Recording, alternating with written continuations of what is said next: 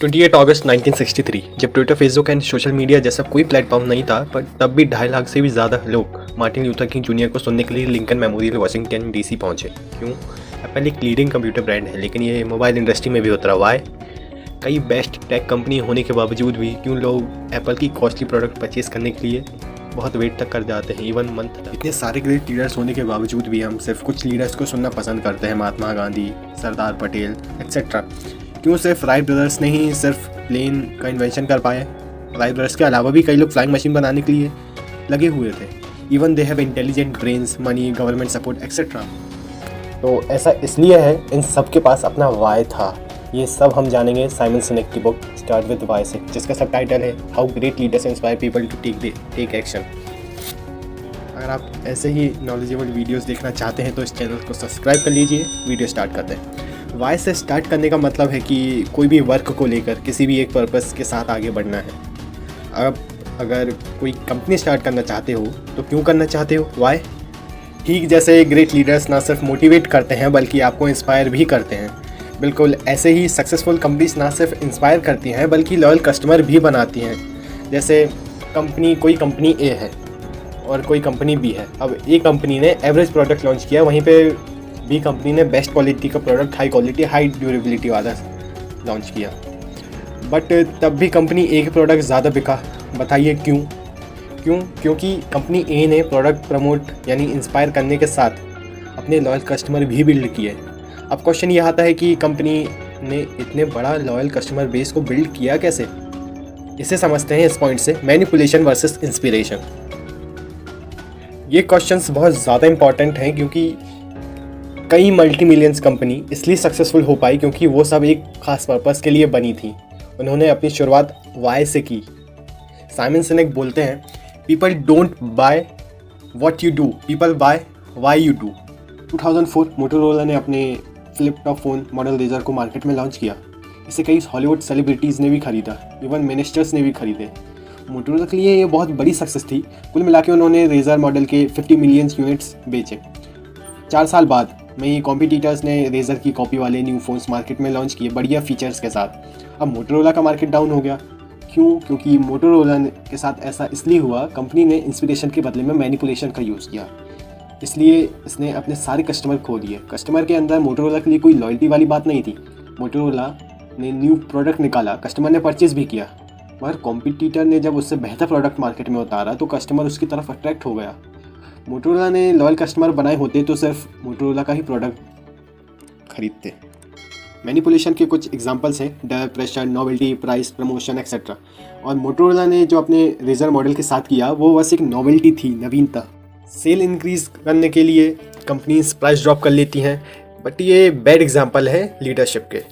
और कई कंपनीज तो इंसेंटिव देना शुरू कर देती हैं, मगर ये मैनिपुलेट करना हुआ, ये बहुत कॉस्टली भी पड़ता है कंपनीज को। और वहीं पर एप्पल जैसी कंपनी अपने वाई को इंस्पायर करती है और प्रोडक्ट बेच के अपने आप को प्रॉफिटेबल कर लेती है। तो अब ऐसा हुआ कैसे? इसे समझते हैं पॉइंट थिंक डिफरेंस से।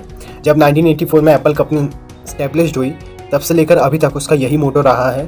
और एप्पल ने अपने सारे प्रोडक्ट और एडवर्टाइजमेंट में ये बात प्रूव भी की है, कंपनी जो भी बोलती है और करती है वो सब डिफरेंट होता है, और यही कंपनी का सबसे डिफरेंट पर्पस है। इन 2000 लोग सीडी खरीदा करते थे। रिकॉर्डिंग कंपनीज के लिए पायरेसी बहुत मेजर प्रॉब्लम थी उस टाइम। तब स्टीव जॉब्स ने आईट्यून्स निकाल कर लोगों के सामने एक ऑल्टरनेटिव रख दिया, और आईट्यून्स ने म्यूज़िक इंडस्ट्री को डूबने से बचा लिया। आप में से बहुत लोग को ये पता नहीं होगा कि MP3 प्लेयर एप्पल ने नहीं बल्कि ये creative technology Singapore limited company ने निकाली थी। बट इसका क्रेडिट सारा एप्पल ले गया। कैसे? वाई? सिंगापुर लिमिटेड ने अपना प्रोडक्ट 5GB MP3 प्लेयर नाम से रिलीज़ किया, बट एप्पल ने प्रोडक्ट आईपॉड को इस तरीके से मार्केट में उतारा, 1000 गाने आपकी जेब में। सिंगापुर लिमिटेड ने बताया उनका प्रोडक्ट क्या है, बट एप्पल ने आईपॉड क्यों खरीदे ये बताया। ऑथर बोलते हैं लोग प्रोडक्ट क्या है, व्हाट, ये नहीं समझते, ये प्रोडक्ट क्यों है, वाई, ये समझते हैं और खरीदते हैं। People don't buy what you do, they buy why you do it. The goal is not to do business with anybody, with everybody. ये बात कभी आपने नोटिस की है कि टीचर एंड प्रोफेसर स्टूडेंट्स को हज़ारों बार बोलते हैं कि रीडिंग की हैबिट बिल्ड करो, लेकिन फिर भी हम में से ज़्यादातर लोगों को बुक रीड करने में कोई दिलचस्पी नहीं होती होगी। पर जब यही बात यही काम आपको बिजनेसमैन या फिर कोई इन्फ्लुएंसर सजेस्ट करे तो उस काम को आप बहुत क्यूरियसली स्टार्ट कर देते हैं। तो आपने कभी नोटिस किया कि काम तो सेम ही था, लेकिन क्यों टीचर्स सालों तक आपको कन्विंस करने के बाद भी आपको रीडिंग के लिए इंस्पायर नहीं कर पाए, और किसी मेंटर ने सिर्फ एक ही दिन में आपको बुक रीड करने के लिए इंस्पायर कर दिया? तो ऐसा इसलिए है, इसे हम समझेंगे पॉइंट द गोल्डन सर्कल से। अब ये गोल्डन सर्कल क्या है, घबराओ मत, बताता हूँ। तो इस गोल्डन सर्कल को समझने के लिए पहले उसका स्ट्रक्चर जान लो। इसमें 3 सर्कल्स होते हैं। फर्स्ट सर्कल होता है what, middle one how, and सबसे अंदर वाला व्हाई। तो हमारे टीचर्स हमें हर बार यही बताया होगा कि क्या करना है, मतलब ये बुक रीड करो, वो बुक रीड करो। हाँ, हो सकता है कि कभी आपको ये भी बता दिया हो कि बुक रीड कैसे करना है, लेकिन कभी उन्होंने ये नहीं बताया होगा कि रीडिंग करना क्यों है। मतलब आपके टीचर्स व्हाट से लेकर वाई तक कम्युनिकेट करते हैं, मतलब आउटसाइड टू इनसाइड कम्युनिकेट करते हैं। बट वहीं पर वो मेंटर वाई से स्टार्ट करके व्हाट तक कम्युनिकेट करता है, इनसाइड टू आउटसाइड कम्युनिकेट करता है।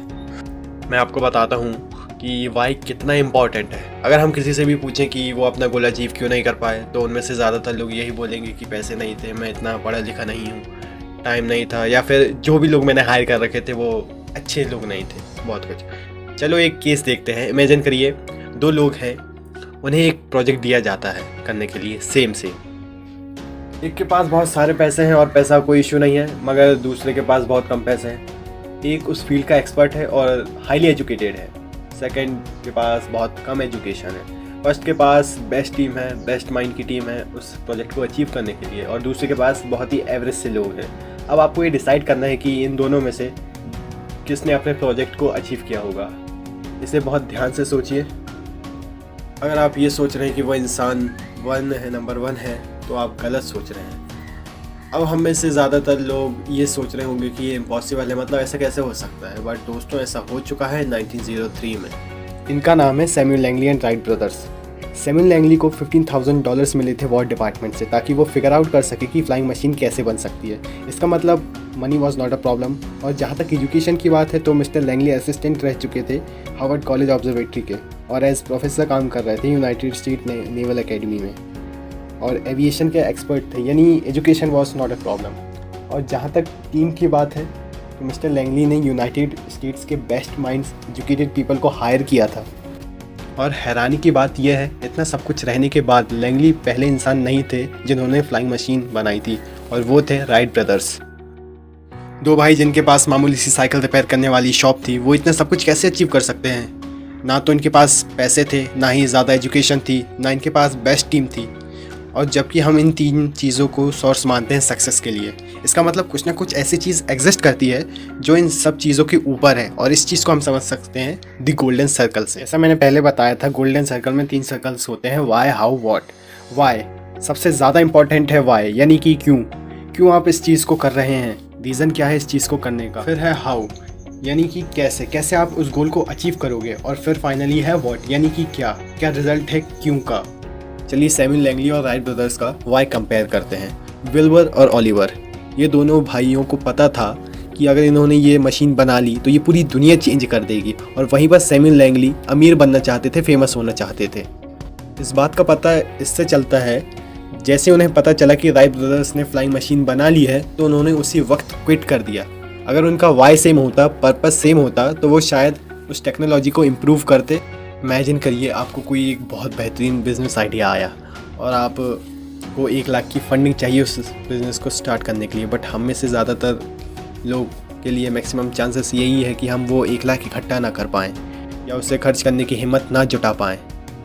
बट आपको वहीं पर पता चलता है कि आपके पेरेंट्स या फिर आपके बच्चे को बहुत ख़तरनाक बीमारी है, तो उसके इलाज के लिए आप कहीं ना कहीं से 1 लाख रुपए इकट्ठा कर ही लेंगे। अगर आप ध्यान से एनालाइज करें इन दोनों केसेस को, तो इन दोनों केसेस में व्हाट जो था वो सेम ही था, यानी इन दोनों केसेस में आपको 1 लाख रुपए ही इकट्ठा करने थे, यानी जो डिफरेंस था वो सिर्फ वाई का था।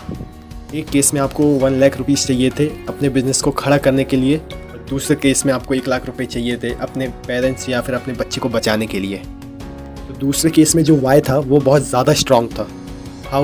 How will you achieve 1 lakh rupees to save your parents और योर चाइल्ड, वो तो कभी मैटर भी नहीं करेगा अगर आपका वाई स्ट्रॉन्ग है तो हाउ और व्हाट अपने आप ही मिल जाता है। चलिए एक और केस स्टडी बताता हूँ वाई के ऊपर। क्या आप जानते हैं एक साइकिलिस्ट जिनका नाम लेंस आर्मस्ट्रॉन्ग है, वो अपनी करियर में एक भी चैम्पियनशिप नहीं जीते थे, बट उन्हें जैसे ही पता चला कि उन्हें कैंसर है तो वो एक साथ 7 चैम्पियनशिप जीत गए, क्योंकि अब उनका वाई बदल गया था, उनका रीज़न बदल गया था।